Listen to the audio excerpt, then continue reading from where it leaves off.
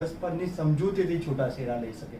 એટલે એક તરફી છૂટાછેડા લઈ શકે એટલે કે એમાં એક જ પક્ષકાર કે મારે ડિવોર્સ જોતા બીજો પક્ષકાર નહીં આપતા હોય તો એમાં વ્યભિચારી જીવન આવે, ચીટિંગ કરવાનું જીવન આવે કે પછી દહેજ માંગ હોય, સસરા પાસેથી જે દહેજની માંગણી કરી હોય, દાવડી કેસ, પછી ડોમેસ્ટિક વાયલન્સ થઈ શકે.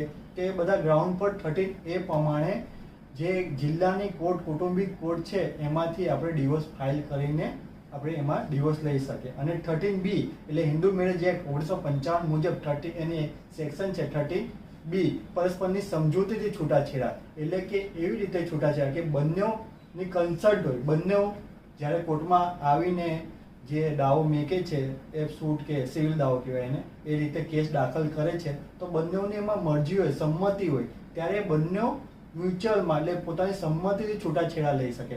એમને પહેલાં મીડિયેશનમાં જાય છે, મીડિયેશન પછી એને 6 મહિનાનો વેઇટિંગ પીરિયડ વેવ કરવાની. જો તેમને ઓલરેડી 1 વર્ષ થઈ ગયા હોય લગ્ન જીવનના અને લાંબા ગાળાથી બંને એકબીજાથી અલગ રહેતા હોય તો એમાં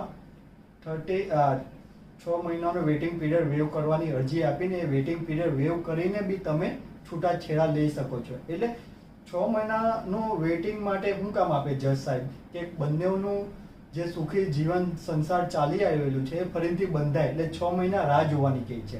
પણ જજને એવું લાગે કે આ 6 મહિના બી રાહ જોઈ કે નહીં, વર્ષથી કે 2 વર્ષથી છૂટા છે, તો તેવું આપણે એમના એક અરજીમાં લખીને કોર્ટમાં સબમિટ કરાવીને આપણે એ 6 મહિનાનો વેઇટિંગ પીરિયડ બી વેવ કરી શકીએ છીએ. એટલે 13B પ્રમાણે બી છૂટાછેડા આ ગ્રાઉન્ડ પર લઈ શકે છે. અને 13A પ્રમાણે બી જે તમને કીધું ચીટિંગ, બંને પક્ષકાર છે, પતિ છે, પત્ની છે, ચીટિંગ કરીને વ્યભિચારી જીવન બંને એકબીજા કોઈ બી ગુજારતા હોય તો એ બતાવીને બી આપણે છૂટાછેડા લઈ શકીએ છીએ. દાવડીનો કેસ, દહેજનો કેસ, સસરા પાસે કોઈ દહેજ માંગ્યું હોય, ઘરેલું હિંસા, ડોમેસ્ટિક વાયલન્સ જે કર્યું હોય પતિએ પત્ની પર, તો બી આપણે એ ક્રુઅલ્ટીના ગ્રાઉન્ડ પર આપણે છૂટાછેડા લઈ શકીએ છીએ. તો આ 2 કલમથી આપણે જિલ્લાની કોર્ટમાં દાવો દાખલ